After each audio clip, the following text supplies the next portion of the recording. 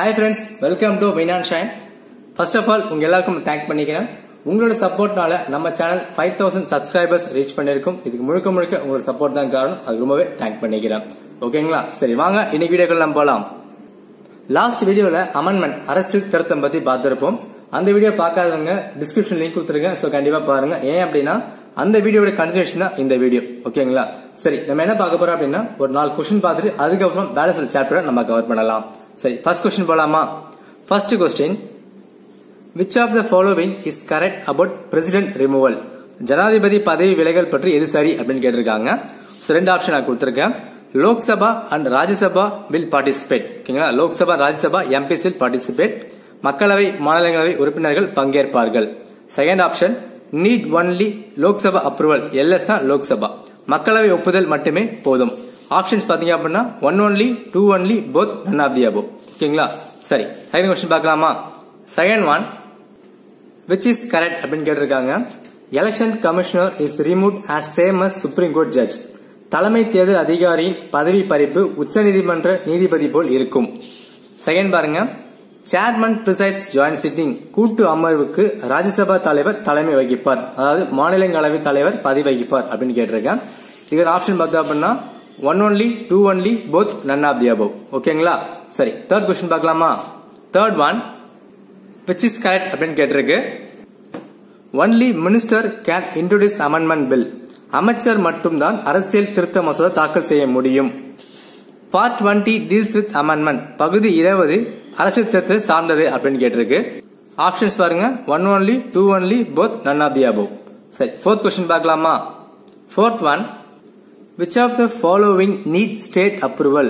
எந்த இதுவெல்லாம் வந்து மாநிலத்தோட ஒப்புதல் தேவை அப்படின்னு கேட்டிருக்காங்க. எலெக்ஷன் ஆஃப் பிரசிடென்ட் ஜனாதிபதி தேர்தல், நியூ ஸ்டேட் கிரியேஷன் புது மாநிலம் உருவாக்குதல், யூஸ் ஆஃப் அபிஷியல் லாங்குவேஜ் அங்கீகரிக்கப்பட்ட மொழியை பயன்படுத்துவது. Options all the above, 1 and 3, 2 and 1, none of the above. ஓகேங்களா? இதுக்கான ஆன்சர்ஸ் பார்க்கறதுக்கு முன்னாடி சில டாபிக் டிஸ்கஸ் பண்ண வேண்டியதா இருக்கு. அதை பார்த்து நம்ம வரலாம். சரி வாங்க என்னன்னு பார்க்கலாம். ஃபர்ஸ்ட் நம்ம பார்க்க போறது பிரசிடென்ட் ரிமூவல். ஜனாதிபதி எப்படி ரிமூவ் பண்ணலாம் அப்படின்னு பார்க்க போறோம். சோ நான் அகைன் சொல்றேன், லாஸ்ட் போட்ட வீடியோ கண்டிப்பா பாத்துருங்க, அப்பதான் உங்களுக்கு புரியும். சோ பார்க்கலாமா? சோ ஜனாதிபதி எப்ப ரிமூவ் பண்ணலாம் அப்படின்னா வயலேஷன் ஆஃப் கான்ஸ்டிடியூஷன். இந்திய அரசமைப்பை அவர் எப்ப மீறாரோ அப்பதான் அவர் வந்து வேலையோட தூக்க முடியும். ஆனா இந்த மீறல் வயலேஷன் அப்படின்ற வார்த்தையை நம்ம கான்ஸ்டிடியூஷன்ல கொடுத்திருக்க மாட்டாங்க. இந்திய அரசமைப்புல அதுக்கான மீனிங் வந்து கொடுத்திருக்க மாட்டாங்க. ஓகேங்களா? சரி அதுக்கான ப்ரொசீஜர் என்ன அப்படின்னு பாத்தோம்னா, பிரசிடென்ட் ரிமூவ் பண்ணணும் அப்படின்னா எதனா ஒரு ஹவுஸ்ல வந்து ஸ்டார்ட் பண்ணாலே போதுமானதான். அதாவது ஒன்னு லோக்சபா இல்ல அப்படின்னா ராஜ்யசபா, எதனா ஒரு ஹவுஸ்ல அதுக்கான ஸ்டார்டிங் பாயிண்ட் தூண்டுதல் பண்ணாலே போதுமானதான். ஆனா வந்து 1/4 மெம்பர் சைன் வந்து பண்ணிருக்கணும். ஒரு பெட்டிஷன் ரெடி பண்ணுவாங்க, இந்த மாதிரி பிரசிடென்ட் ரிமூவ் பண்ண போறோம் அப்படின்ட்டு. எக்ஸாம்பிள் நம்ம லோக்சபா எடுத்தோம் அப்படின்னா மொத்தம் 543 பேர் இருப்பாங்க. ராஜ்யசபால மொத்தம் 245 பேர் இருப்பாங்க. நாமினேட் பண்ற 2 மெம்பர் சேர்த்து இங்க வந்து மொத்தமா 545 பேர். ஓகேங்களா? சோ இதுல வந்து 1/4, இதுல வந்து 1/4. ஓகேங்களா? எதனா ஒரு பிளேஸ்ல ஸ்டார்ட் பண்ணாலே போதுமானதுதான். சரி நம்ம என்ன பண்ணலாம், லோக்சபால ஸ்டார்ட் பண்றாங்க அப்படின்னு வச்சுக்கலாம். ஓகேங்களா? சரி ஸ்டார்ட் பண்ணதுக்கு அப்புறமா அந்த நோட்டீஸ் வந்து 14 டேஸ்க்கு முன்னாடி பிரசிடென்ட்க்கு வந்து அனுப்பிடணும். இந்த மாதிரி உங்களை வேலையை விட்டு தூக்க போறோம் அப்படின்னு சொல்லி அனுப்பிடலாம். ஓகேங்களா? சோ அனுப்பினதுக்கு அப்புறம் தான் இதை வந்து ஹவுஸ்ல பாஸ் பண்ணுவாங்க. பாஸ் பண்ணும்போது ஓட்டிங் வந்து நடக்கும். யாரெல்லாம் வந்து ஜனாதிபதிக்கு வந்து எதிராக வாக்களிங்க அப்படின்னு ஒரு ஓட்டிங் நடக்கும். அந்த ஓட்டிங் வந்து 2/3 அக்செப்ட் பண்ணணும். 2/3 மெஜாரிட்டி, 3/2 பங்கு வந்து ஒத்துக்கணும். அதாவது 545 பேர் இருக்காங்க அப்படின்னா இந்த 545ல வந்து 2/3 அக்செப்ட் பண்ணிக்கணும். ஓகேங்களா? அதுக்கப்புறம் என்ன பண்ணுவாங்க அப்படின்னா ஒரு ஹவுஸ்ல முடிஞ்சிருச்சு, லோக்சபால முடிஞ்சிருச்சு. அடுத்து என்ன பண்ணுவாங்க அப்படின்னா ராஜ்யசபாக்கு வந்து சென்ட் பண்ணி விடுவாங்க. ஓகேங்களா?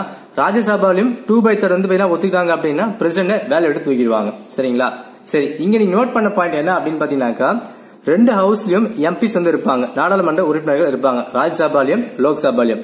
இங்க என்ன நோட் பண்ண வேண்டிய பாயிண்ட் அப்படின்னா நாமினேட்டட் பர்சன். லோக்சபா எடுத்தா அப்படின்னா 2 பேர் வந்து நாமினேட் பண்ணிருப்பாங்க பிரசிடென்ட். அதே மாதிரி ராஜ்யசபா பார்த்தா அப்படின்னா 12 பேர் நாமினேட் பண்ணிருப்பார். ஓகேங்களா?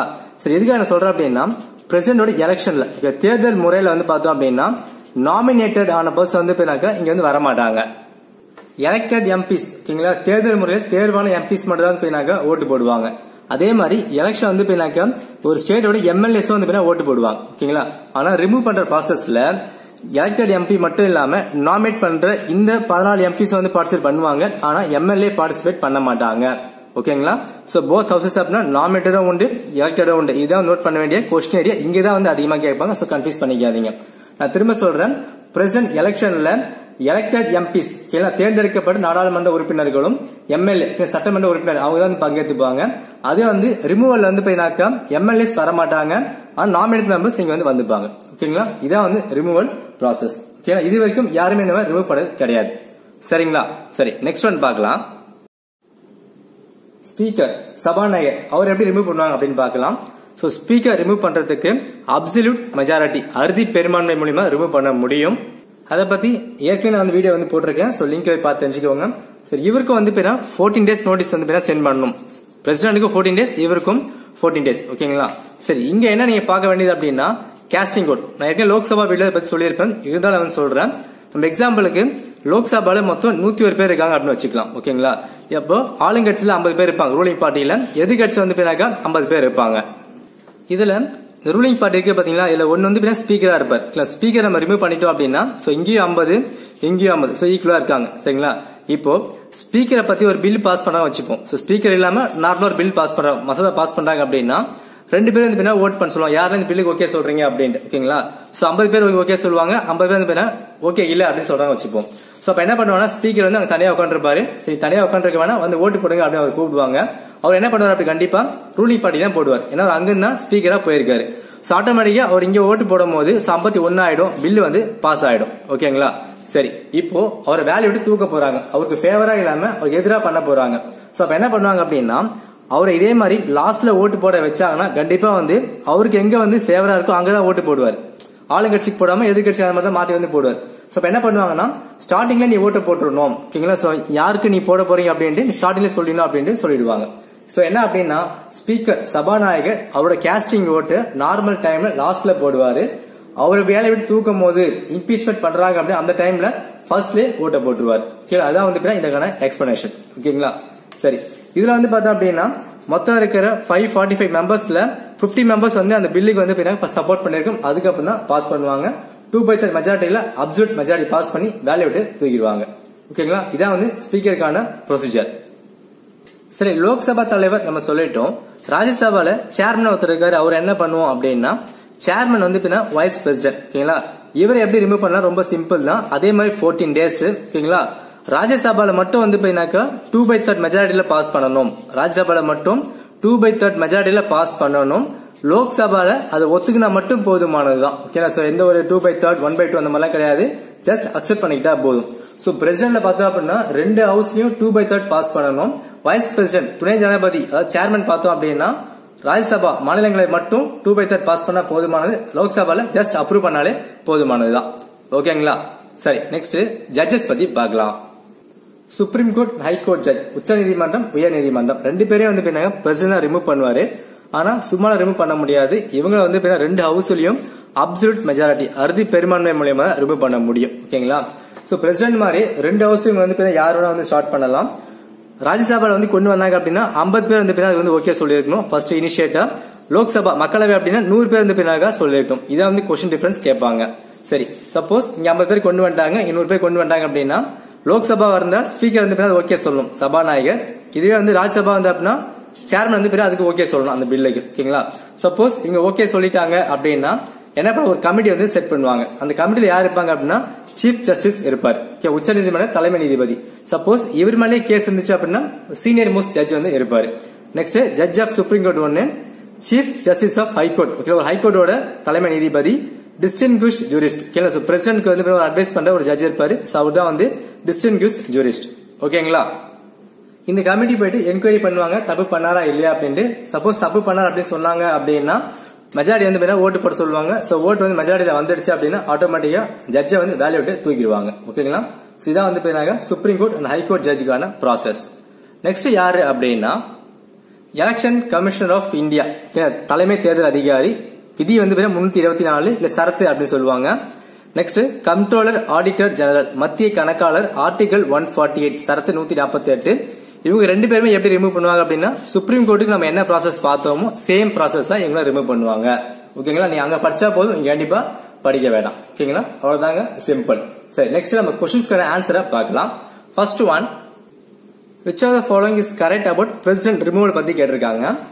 Lok Sabha Rajya Sabha will participate. So இங்க பாருங்க Lok Sabha Rajya Sabha MPs will participate கொடுத்திருக்காங்க தவிர இங்க வந்து எலெக்டடோ இல்ல அப்படின்னா நாமினேட்டட் அப்படின்னு இங்க வந்து மென்ஷன் பண்ணவே இல்ல. ஓகேங்களா? இருந்தாலும் இந்த ஆப்ஷன் வந்து கரெக்ட். ஏன் அப்படின்னா இங்க எம்எல்ஏ பத்தி எதுவும் பேசவே இல்ல. நாமினேட்டட் மெம்பர்ஸும் ராஜ்யசபா எம்பிஸ் தான், எலெக்டட் மெம்பர்ஸும் ராஜ்யசபா எம்பிஸ் தான். அப்ப லோக்சபா ராஜ்யசபா எம்பிஸ் கண்டிப்பா பார்ட்டிசிபேட் பண்றாங்க. ஓகேங்களா? அப்ப இந்த ஆப்ஷன் வந்து கரெக்ட். நெக்ஸ்ட் பாருங்க நீட் ஒன்லி லோக்சபா அப்ரூவல். மக்களவை ஒப்புதல் மட்டும் கிடையாது, ராஜ்யசபா அப்ரூவல் கண்டிப்பா தேவையானதான். அப்ப இது வந்து தப்பு. நம்மளுக்கு இந்த ஆப்ஷன் வந்து ஏ வந்து கரெக்ட். ஓகேங்களா? சரி, செகண்ட் ஒன் பார்க்கலாமா?